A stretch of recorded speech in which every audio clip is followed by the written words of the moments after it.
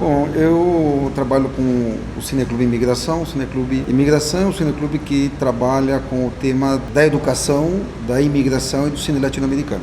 Ele tem aproximadamente 4 anos, mas ele surge de um outro cineclube que é o Cineclube do Simpro, do Sindicato dos Professores. E a partir dali ele teve uma atuação marcante e passa por todo um processo de organização do movimento cineclubista nos últimos anos. Então, se você pega a história do cineclube, dos cineclubes em Goiás, você pode encontrar 3 etapas bem típicas. O primeiro processo do cineclube inauguram o que é o movimento cineclubista. Nossa América, o CCC, são cineclubes que começam a dar uma nova projeção ao que é a atividade do cinema em Goiás. Nesse período havia um processo incipiente de cinematografia, muito artesanal no estado, e esse processo começa desde os anos 50 até os anos 70.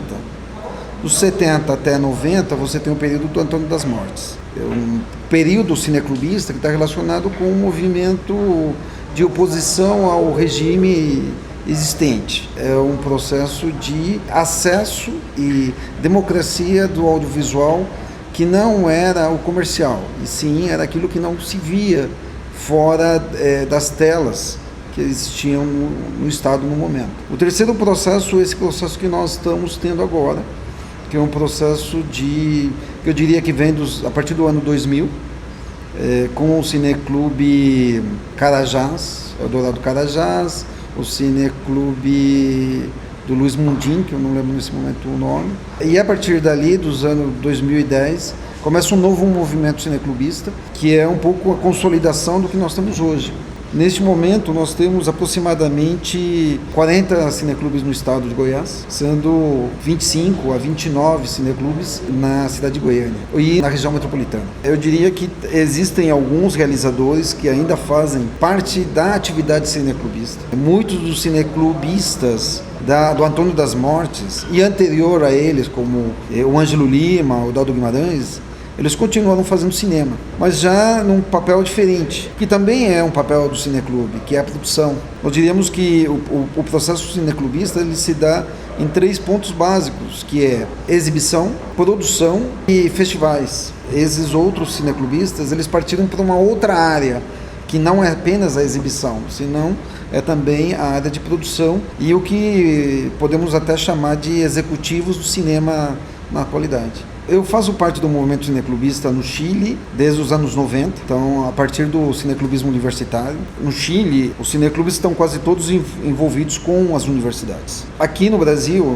eu cheguei em Goiás em 2009 e a partir disso eu tenho trabalhado muito com educação. O cineclube escolar, ele é uma possibilidade até de projeção profissional para os alunos de cinema da UEG, porque muitos dos alunos da UEG, eles querem fazer cinema, só que não é uma única forma. Também tem o elemento de cinema-educação, ou o que nós chamamos de cineclubismo educacional, escolar, que é uma possibilidade de projeção, de como reescrever o cinema a partir de um elemento de formação. Os alunos, os jovens, eles têm que ter acesso a essa informação, e os audiovisualistas não estão trabalhando com isso. O Cineclube Imigração, ele realiza um seminário que se chama Encontro de Cinema e Educação, que acontece todo o final do ano, e que a ideia é justamente essa, fazer uma aproximação entre as atividades de cinema e projetos que envolvam cinema nas escolas ou nos âmbitos educacionais. Chame-se biblioteca, chame-se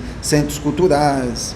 Então a ideia é uma aproximação disso. Por enquanto nós estamos trabalhando muito com Goiânia, mas já vieram cineclubes de Acreúna, de Faina, de Itumbiara a participar desse movimento. O cineclube tem 3 premissas. A primeira dela é que seja gratuita. A segunda premissa é que ele que seja democrático. Qualquer um pode escolher o filme ou oferecer um filme. E o terceiro elemento que tenha uma periodicidade, que seja semanal, mensal, bimestral, mas que tenha uma continuidade. Nisso, todos os cineclubes são similares. A partir do momento que você diz, mas tem cineclubes que cobram, tem. Em São Paulo você encontra alguns cineclubes, como o Cineclube da Morte, mas ele é um projeto comercial, mas também é chamado cineclube. Ou o Cineclube Oscarito, que ele está voltando agora, em São Paulo, também com a ideia de cobrar. Mas eles não deixam de ser cineclubes porque cobram. A primícia dos cineclubes, além desses 3 elementos, é o elemento de formação de público. Todos os cineclubes têm como função educar o público para assistir filmes. Quando eu falo de educar, não é formatar, dizer, olha, você tem que ver isso, não. Mas abrir possibilidades. É muito enriquecedor numa sessão cineclubista que as ideias fluam e que talvez da pessoa que menos você poderia acreditar que ela possa aportar alguma coisa interessante, é de onde aparecem elementos novos. Então, assim, o cineclube, cada sessão, ela tem uma coisa nova, tem opiniões diferentes e você pode tirar conclusões completamente diferentes nesse processo. Cara, as únicas dificuldades que nós temos é como burlar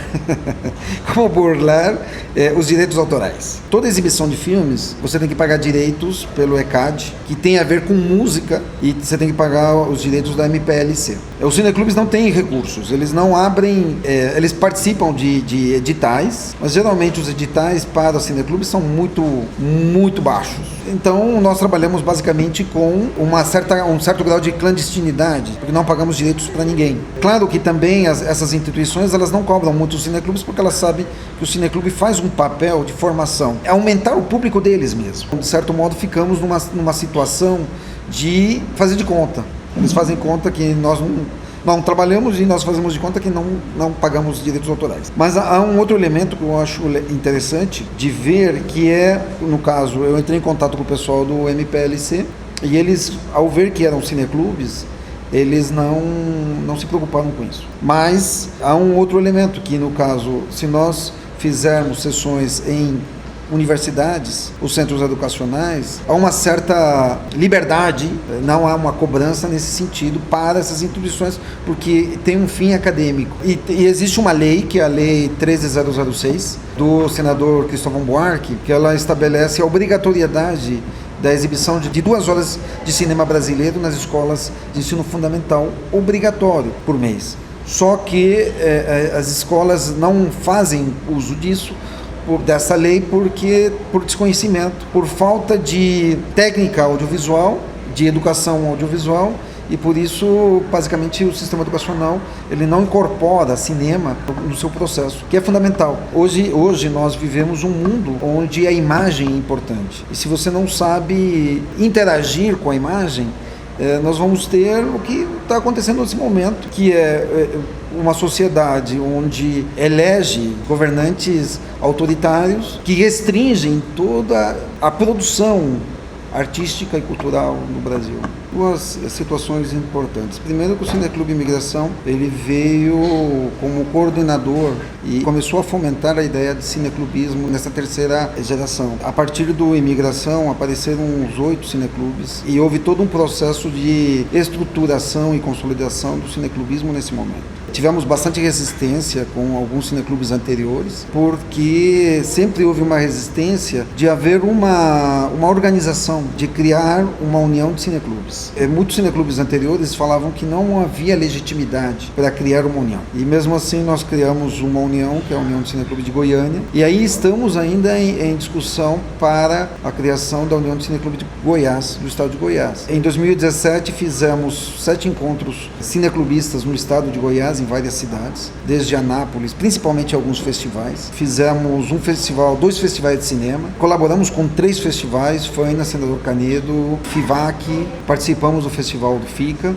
realizamos um festival só de produções cineclubistas. Esse ano, em junho, coordenamos o reconhecimento da Câmara Municipal para o Dia do Cineclubismo, que é dia 17 de maio, que é o Dia do Público. E, de certo modo, tivemos algum reconhecimento no sentido de que vários meios de comunicação já entraram em contato conosco para poder fazer reportagens. O Popular, o ano passado, fez uma reportagem no Magazine de 3 páginas sobre cineclubismo. Então, isso é um reconhecimento interessante. E acho que o reconhecimento que tivemos da Câmara Municipal, isso também nos deu peso. Final do mês de outubro, existe a 30ª Jornada Nacional do Conselho Nacional de Cineclubes, onde a nossa participação é significativa, porque somos, talvez, junto com o Espírito Santo, as uniões cineclubistas com maior consolidação no Brasil.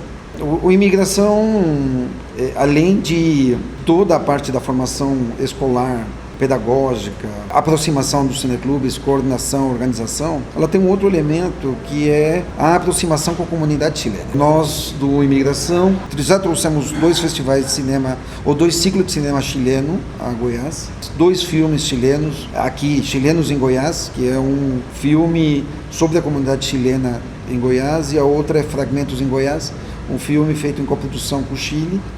Isso, eu acho que a aproximação não só com o Chile, mas também com a comunidade latino-americana, é um papel do Cineclube Imigração.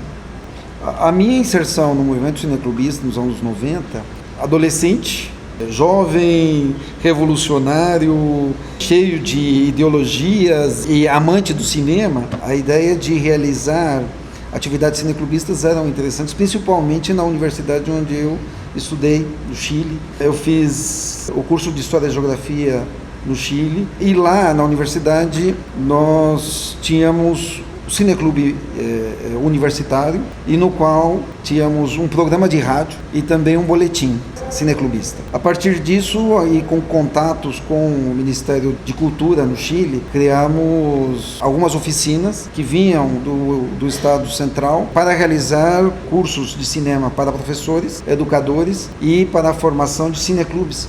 O Chile teve um programa de criação de cineclubes por parte do governo estadual, governo federal, se você quiser aqui, no qual a ideia era criar cineclubes em todas as escolas chilenas. Isso é um projeto fantástico.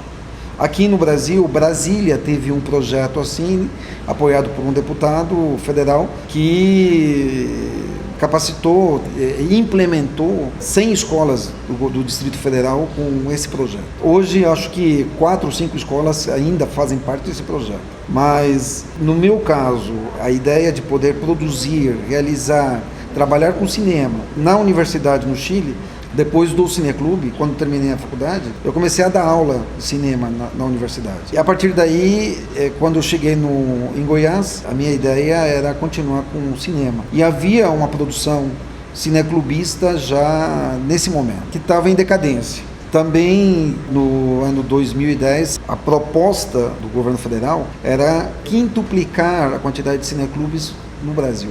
Só que não conseguiram porque acabou o governo. Mas a ideia era, pelo fato do cineclube ser um espaço democrático e onde todos têm acesso e permite a democratização do audiovisual, a ideia era justamente poder chegar a isso. Em Goiás, como eu mencionava, nós temos uma consolidação muito forte do movimento cineclubista. E vamos para frente. Cineclubismo é uma opção, né, nesse momento, tanto no processo educacional, no processo de formação de público, como no audiovisual em geral.